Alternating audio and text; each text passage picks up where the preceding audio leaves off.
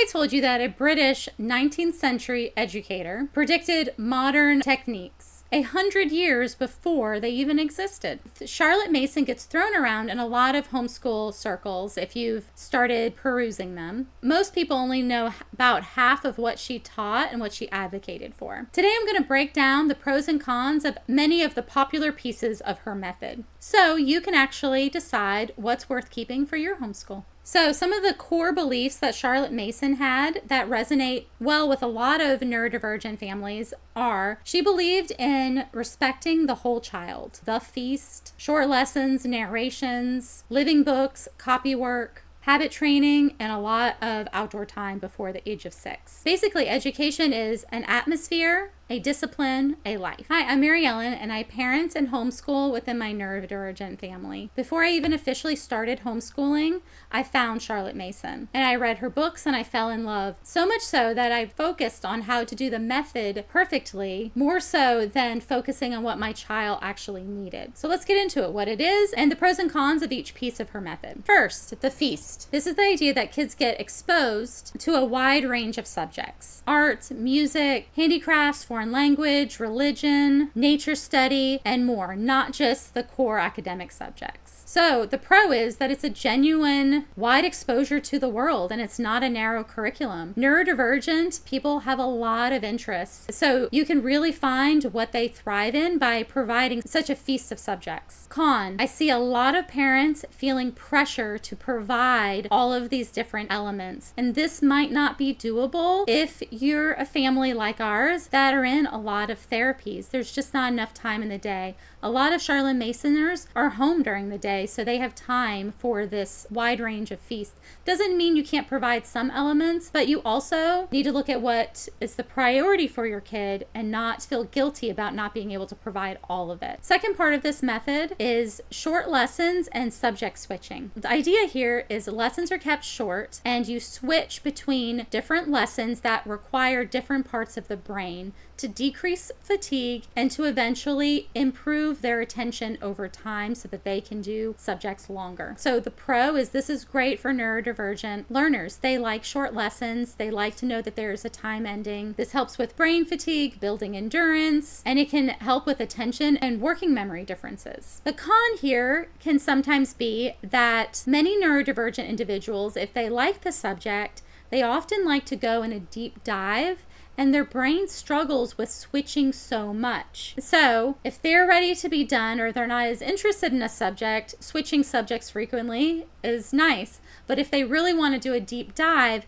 sometimes it can be hard for them to transition. You're going to have more transitions in your day. So this year, to accommodate that, we are having like an A week and a B week, where the A week we're just doing history for our group subjects, and then the next week we're doing science. So that way we can do a longer dive into those subjects before we switch, and then you have the weekend to take the break to help with that transition. Also, if you provide a visual schedule for your child and they see a whole list of subjects, even if they're short, they're often going to be overwhelmed because it feels too much. So element 3, narration. This community is very big into narration. I've even bought books. So instead of worksheets and tests, kids tell out loud what they've learned. In other words, it's a skill on summarizing. So the pro for this is kids that have a hard time with written output especially, and for those that are young learners, this is a great tool for helping them process information. Because when you're summarizing back what you've just heard,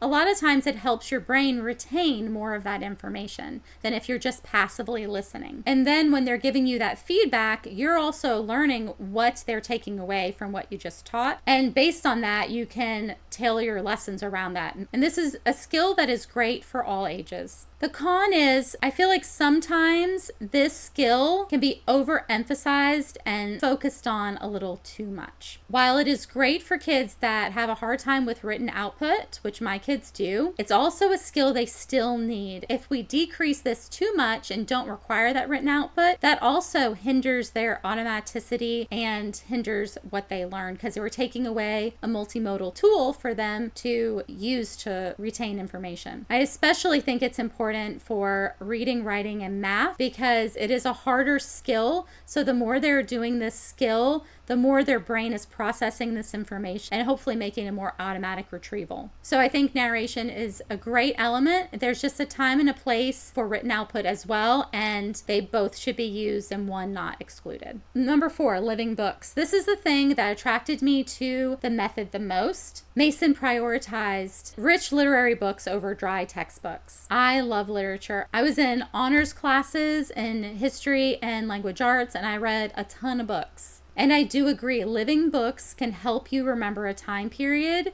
and the feeling of that time period way more than dry textbooks can. I can tell you about a time period based on the books I've read, and I could probably tell you the book that I read more so than I can tell you all the dates and facts from a time period just from what I read in a textbook. Most of that I probably never filed away in my brain, to be honest. So the pro for this is it emphasizes quality, you're getting good vocabulary, you're getting different writing styles, and all of this can help with retention as well. The con to this is that a lot of CM households do not view all books equally, and they may view even some books as junk food. And there definitely is a quality difference between these like fast consuming books versus a literary piece. But the thing is, I feel like some that are very traditionalist, they go to the extreme where that's all they offer their kids. But I have to tell you, if you're dealing with a struggling learner or someone that's neurodivergent and you're giving them these literary books that are just harder to read and the language is hard, it may be harder for them to connect with them, and they may be less interested, and you may actually be discouraging them from reading. And usually when you're trying to provide all these wonderful pieces of literature, I'm hoping that the goal is that they eventually love to read. And so with that, I feel like we need to relinquish a little bit of that control and allow them to pick some of the books, because when they pick, a lot of times they have more buy-in and they might actually read it more. So we do a balanced approach.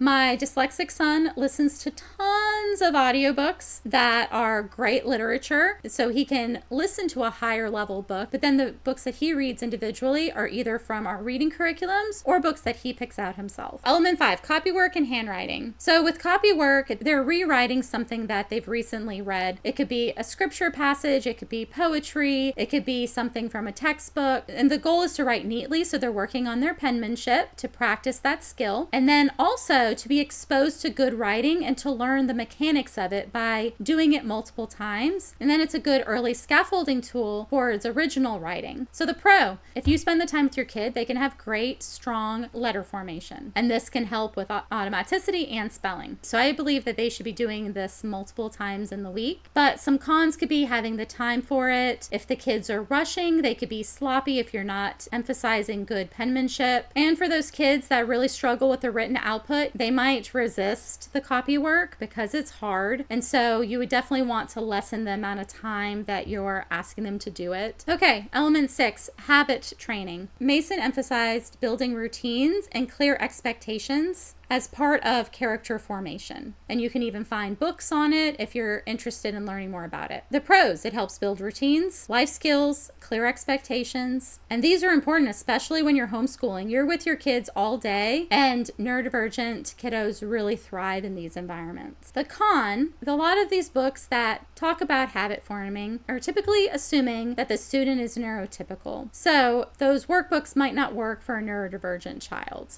It's important to stay whole child aligned, which is what Charlotte Mason emphasized, and work what fits with your family. So for our home, they have a pretty consistent flow for the day that they understand what's expected in each section of the day. So this predictability helps support habits in self-care, academics, household responsibilities, and more. Element 7, under 6, no formal school. Before 6, Mason emphasized being outside as much as possible and casual learning through academics. The pro, the kids are outside. Outdoor time is extremely important for development, and casually adding academics into play is very developmentally appropriate for young kids. The con, in a lot of groups, I see this concept taken to extremes. So there may be a kid that's 4 or 5 that's showing interest in academics, but then the parent's like, oh, I can't teach them before 6, so then they don't. But I think it's important to meet your kids where they're at and to encourage that natural curiosity curiosity, because we don't want to turn that off. And if they're willing to learn, you just do as much as you can with them. And then when they're done, you just move on. You don't push it, but also depriving them of their interests is not necessarily helpful either. And another part of that too, because of this philosophy, when my kid was struggling, a lot of people in these groups were saying, oh, just give him time. And so I kept giving my kid time,